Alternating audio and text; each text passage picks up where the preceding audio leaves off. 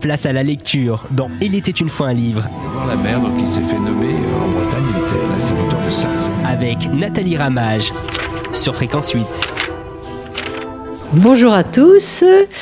Cette semaine, Il était une fois un livre reçoit Sam Cornell pour parler autour de son livre La collision des mondes, édité chez L'Ivresse Édition.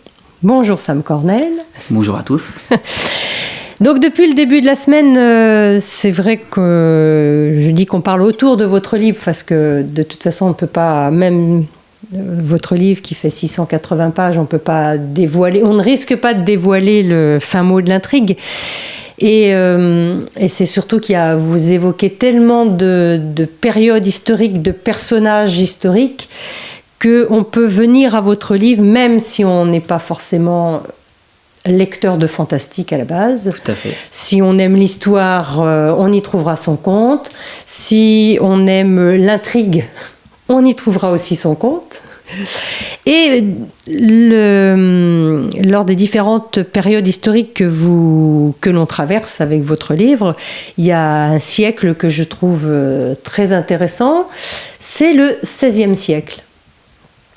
Et donc, pour son aspect scientifique, vous dites que le XVIe siècle est un siècle charnière pour les découvertes scientifiques.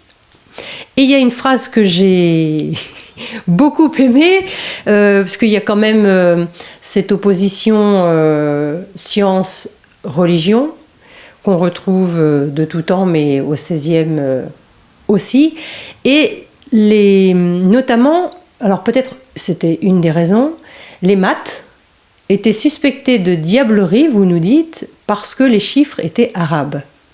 Mais si on enlevait tout l'héritage arabe, je pense que l'Occident ramerait encore un petit peu, non ? Alors oui, je peux partager ce point de vue, et c'est notamment d'ailleurs à l'origine de l'histoire du mécanisme d'Al-Hazen. Je le rappelle, c'est Al-Hazen, donc Ibn al-Ezam, qui est un scientifique perse qui a réellement existé. Donc les prodiges de ce mécanisme à l'origine viennent de très très loin dans le temps et plutôt du Moyen-Orient. Jusqu'au XVIIe siècle, un certain nombre de savoirs plus tard, donc 15e, 16e, 17e siècle, nous sont venus, notamment des civilisations arabes, également avec les invasions de Constantinople, puis jusqu'à Vienne. Ça a partagé autre chose que le café, un certain nombre de connaissances. Donc je l'évoque, j'essaie toujours de rester par contre auprès de la véracité historique, mais je l'évoque à différents moments. Je l'évoque aussi au moment des Templiers, et puis on ne peut pas évoquer les Templiers sans les croisades, donc forcément dans le livre ça évoque les croisades, et c'est aussi intimement lié à ce fameux mécanisme, que clairement un certain nombre de connaissances provenaient de ces cultures, ce qui pouvait d'ailleurs interroger, on le voit dans le livre, donc je ne l'évoquerai pas forcément trop, mais interroger les Templiers sur les siècles ou les décennies de campagnes diverses et variées à cette période-là et dans ces régions éloignées. Et puis, pareil, lorsque Venise est devenue donc à la fois une grande république de commerce, mais également de savoir, Venise avait une université qui s'appelle Padoue, et bien un grand nombre des écrits qui venaient du Moyen-Orient se sont retrouvés aussi en Europe. Pour l'Église, c'était compliqué.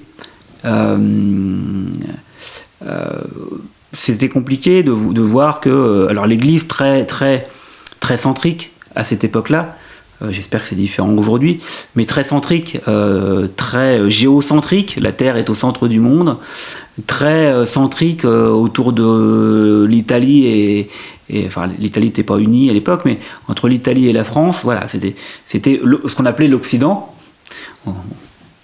Pendant un temps, on n'imaginait pas que de l'autre côté de la mer, il y avait les États-Unis, enfin les Amériques.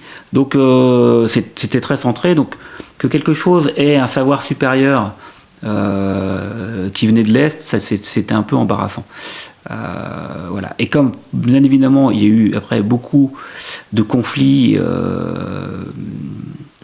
d'importance majeure dans l'histoire, en tout cas au Moyen-Orient, malheureusement ça continue, l'Église a toujours plutôt considéré ça aussi comme venant de contrées des ennemis. Et puis voilà, très très vite, à cette période-là, à la période de l'Inquisition, on a vite fait les amalgames. Tout ce qui était un peu trop savant, un peu trop difficile à comprendre, alors que ça pouvait venir que de la science, c'était pas forcément du paganisme ou de la sorcellerie, voilà. Mais justement, les scientifiques apportaient de nouveaux concepts, l'héliocentrisme par exemple, qui remettait en cause complètement les canons de l'Église. Les canons de l'Église, et bien toutes ces nouvelles croyances pour eux, et c'était de l'hérésie, et donc si c'était de l'hérésie, c'était voué au bûcher, pour faire simple.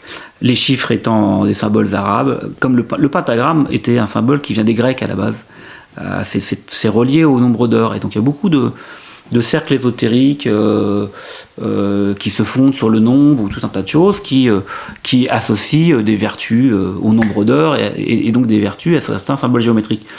Donc c'était pas forcément le symbole du diable, en fin de compte. Le christianisme, il faut rappeler qu'il est arrivé après l'an 1 ou 4 ou 5 de notre ère. Donc les Grecs étaient bien avant. Voilà. Donc tout ce qui était un petit peu différent était... Tout ce qui échappait à leur contrôle, finalement. Exactement. Donc le livre en parle, c'est vrai, assez sérieusement de tout ce qui pouvait être considéré comme hérétique. Alors on a parlé des cathares, donc forcément, ils ont été considérés comme une hérésie. Le protestantisme, on en parle. Et puis, voilà, les mathématiciens, les astronomes, beaucoup les astronomes. Galilée est bien évidemment connu pour ça, Copernic, enfin, un certain nombre d'astronomes, et l'astronomie jouera un rôle dans le livre, ont été considérés comme hérétiques ou sorciers plutôt que révolutionnaires scientifiques. Et alors, ce qui est très étonnant, comme quoi les choses évoluent dans l'histoire, c'est que à cette époque, par exemple, il y avait un lien assez fort entre l'astronomie et l'astrologie. Autant il y en a un qui a gardé ses lettres de noblesse, l'astronomie, autant l'astrologie a fini, la réputation de l'astrologie, elle, a pâti au fil des siècles. Elle s'est dessoudée de l'astronomie et finalement, elle a perdu, elle, de ses lettres de noblesse par rapport à cette époque-là du XVIe, où les deux étaient très liés, quoi. Tout à fait. C'était très lié parce que c'était l'observation des astres. Et on imaginait à l'époque... d'autres l'imaginent toujours encore aujourd'hui, mais on imaginait qu'il y avait forcément une influence du macrocosme universel sur le microcosme humain. Donc l'Église, voilà, dès que ça touchait au ciel, c'était pour eux un peu compliqué à cette époque-là. C'était leur précaré, quoi. C'était un peu leur précaré. Donc conclusion, voilà, l'astrologie n'était pas forcément toujours très bien vue. Puis voilà, la divination, l'astrologie était liée à divination c'était lié à d'autres arts, voire à du paganisme, donc c'était pas très très bien vu. Voire à la nécromancie, alors là j'en parle même pas, diablerie, tout cela. Donc forcément, c'était moyen. Et donc l'astronomie qui essayait, elle, d'être plus rationnelle, de s'échapper de ça, et c'est autour de ce siècle-là, n'avait pas encore ses lettres de noblesse, donc c'était compliqué. Donc certains ont été plus retentissants, Galilée notamment, et donc ont eu quelques difficultés avec l'Inquisition, qu'on a nommé plusieurs fois. D'autres ont plutôt essayé, ce qui était le cas de Copernic d'ailleurs. Copernic, c'est resté quand même quelques années, je ne veux pas dire secret, mais avant que ça soit diffusé. C'était plus confidentiel. C'était plus confidentiel. Voilà. Puis ça dépend de où vous vous trouvez. Si vous étiez près de l'Italie, c'était plus compliqué. Copernic, il était dans le nord de l'Europe, donc c'était un peu plus. Pendant un certain temps, c'était un peu plus facile. Et puis en fonction aussi des protections que vous aviez, je pense notamment, vous parlez d'autres scientifiques, notamment Kepler, qui était lui à la cour de Rodolphe II, c'est oui, ça? C'est ça, à Prague. Où, voilà, en fonction des protections, des hautes protections qu'on avait, c'était plus ou moins facile d'assumer ce qu'ils avançaient, enfin, au niveau de leur découverte scientifique, quoi. Ah, oui, parce que alors, Rodolphe II, justement, qui est cité, alors, au même titre, alors à ce siècle-là, c'est assez intéressant parce que ce que vous évoquez, l'Église est plutôt méfiante de tous ces sujets, alors que les monarques, c'est l'inverse. On est au XVIe siècle, Catherine de Médicis veut son devin, c'est Nostradamus, vous l'avez évoqué tout à l'heure, mais c'est pareil en Angleterre, à Élisabeth Ière, à John Dee, personnage qui peut paraître à l'Église tout aussi sulfureux, et Rodolphe II était féru d'astronomie, d'astrologie. Donc tous ces monarques, alors là, au contraire, c'était le sujet à la mode, entre guillemets, et c'est pas finalement si éloigné que ça de mon histoire, mais bon, j'en dis pas plus. Oui, bien sûr. Mais c'est vraiment pour donner une idée de tout ce qu'on peut trouver aussi dans votre livre. Oui. Mais alors, ce qui est quand même très drôle, enfin, avec notre œil peut-être du XXIe siècle, c'est que autant l'Église est très à cheval sur le dogme et sur tout ce qui est un petit peu nouveau, tout ce qui est découverte scientifique. Par contre, ça les gêne absolument pas que les prêtres, comme vous dites, multiplient les conquêtes féminines. Là, il y a pas de, ils s'en mettent plein les poches avec les indulgences là. Bon, c'était quand même quelque chose de très installé, ça. Et là, ça pose pas de problème. Il passe pas là, il n'y a pas d'inquisition. Alors ça, c'est ce qui a donné naissance au protestantisme, notamment au luthéranisme. Mais ma vision, je suis pas du tout historien des religions, hein, mais ma vision telle que je la transcris un peu d'ailleurs dans le roman, c'est que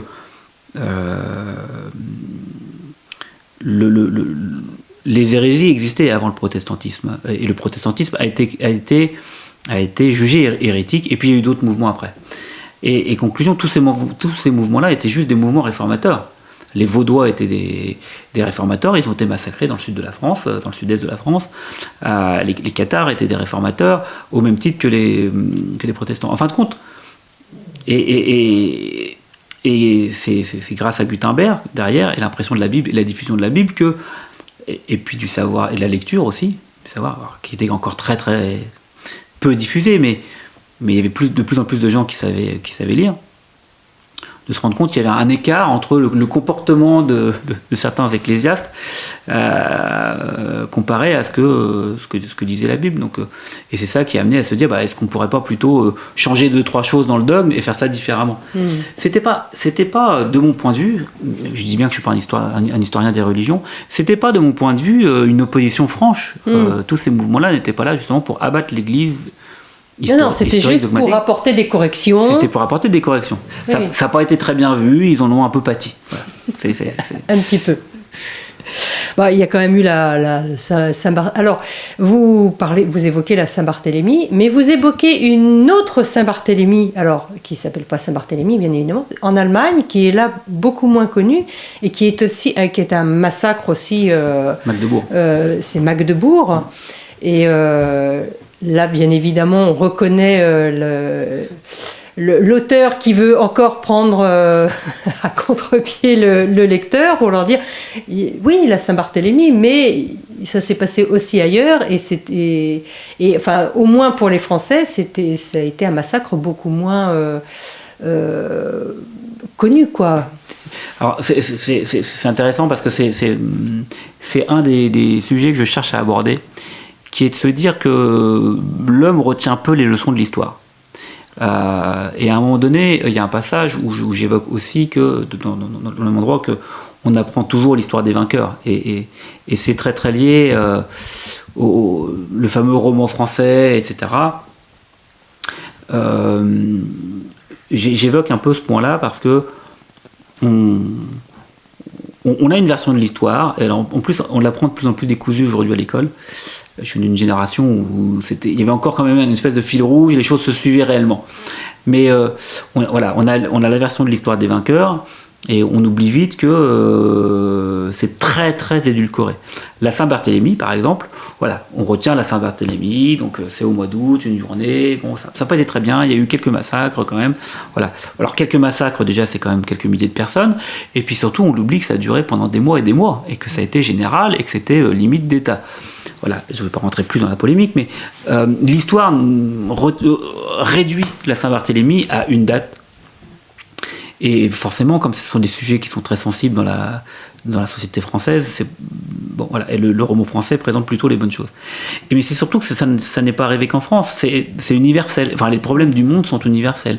Les problèmes, c'est évoqué dans le livre, les problèmes religieux ou les massacres au nom de la religion, il y en a eu dans des pays très proches des nôtres, et on n'en a pas entendu parler parce qu'on a retenu surtout la France, mais il y en a eu partout pour les mêmes raisons, avec malheureusement les mêmes issues, et les bains de sang qui sont souvent injustifiés. Et l'histoire qui se répète, quoi. Et surtout l'histoire qui se répète. L'homme n'apprend pas beaucoup. Bon, eh bien écoutez, je pense que pour aujourd'hui, ce sera le mot de la fin. Et on se retrouve demain pour notre dernière journée de la semaine. À demain. À demain. Sam Cornell, la collision des mondes. Un nouvel échec pour le synode sacré, concéda frère Guillaume, qui n'hésita pas au XVIIIe siècle à faire profaner la sépulture du devin par une vulgaire bande de voleurs, sans plus de résultats. Après cette déconvenue en Provence, le synode enquêta sur tous les érudits qui s'éloignaient un peu trop des savoirs autorisés. Ce n'était pas si difficile puisque l'Église contrôlait les universités, édifiées au plus près des cathédrales et des abbayes. Le recensement des déviants s'avérait évident, puisqu'elle y imposait les programmes et surveillait les enseignements prodigués. Mais les lettrés comprirent très vite que ces dogmes universitaires conduisaient à des impasses.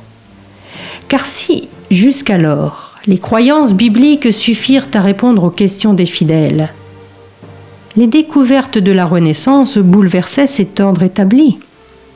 Les savants soutenaient dorénavant que c'était aux sciences de répondre aux énigmes de l'univers. Et les humanistes les confortaient dans cette idée en invitant chacun à participer à cet élan, par l'instruction, et non la Bible. L'un ne va pourtant pas sans l'autre. Je ne partage pas cet avis. L'océan de la connaissance appartient à tous ceux qui désirent y plonger. La vérité devait donc naître du rêve des hommes et non de leur superstition. Cette période de changement conduisit les peuples à repenser le monde qui les entourait d'une façon plus rationnelle cette fois. Les recherches en mathématiques, médecine et astronomie s'intensifièrent, dans une époque où l'homme explorait tout autant les nouveaux continents que la nature qui l'environnait. Et en accumulant moult découvertes, les 2 siècles qui s'écoulèrent entre Copernic et Newton furent probablement les plus fructueux de l'histoire des sciences. Oui, c'est incontestable. Une première révolution intellectuelle intervint en 1543, lorsqu'un imprimeur de Nuremberg publia le De Revolutionibus Orbium Coelestium qui compilait les travaux de Copernic. Dans une dédicace au pape Paul III, l'auteur invitait les penseurs à s'interroger sur les textes sacrés, afin d'en révéler les interprétations erronées. Dans son ouvrage, il stipulait que la Terre tournait autour du Soleil et non l'inverse. Mais cette théorie ne se propagea que très lentement au cours du XVIe siècle. Peu de scientifiques en avaient réellement pris connaissance, et bien peu se seraient aventurés à la soutenir officiellement. De peur, certainement. Tout à fait. Le cordon ombilical qui reliait la science à la magie n'était pas encore définitivement coupé. Et puisque la frontière entre science et ésotérisme était encore assez mince, la Sainte Inquisition n'hésitait pas à qualifier de sorcier toute personne un peu trop savante. S'intéresser au ciel était condamné, au même titre que l'occultisme. L'homme devait être lié à Dieu et non à son univers. La recherche du chaînon manquant capable de réunir le macrocosme interplanétaire au microcosme humain ne me paraît pourtant pas si répréhensible. Mais pour le découvrir, il fallait s'intéresser à l'astronomie et à la médecine, deux sciences encore foncièrement suspectées. Et tous ceux qui, comme Nostradamus, s'enthousiasmaient pour ces disciplines, eurent maille à partir avec l'Inquisition. John Dee, par exemple, qui stipulait que les doctrines mathématiques présentaient une nécessaire affinité avec la magie, fut maintes fois inquiété. Cela peut se comprendre. Pourtant, l'alchimiste attitré d'Élisabeth d'Angleterre n'était pas un imposteur. Au cours de ses études à Cambridge, il s'était consacré aux travaux d'Agrippa. Il en avait ensuite fait une large promotion dans les milieux universitaires britanniques. Résultat, les mathématiques furent elles aussi condamnées. Les chiffres et les nombres devenaient l'apanage du diable, puisque formés de symboles arabes. C'était excessif. Naturellement, avec l'âge, l'Église était devenue malade, un esprit paranoïaque qui voyait en toute chose l'œuvre du malin. Face à son ignorance, elle ne souffrait plus aucune contestation, et nul ne pouvait remettre en cause ses dogmes, qu'ils soient scientifiques ou sacramentaires.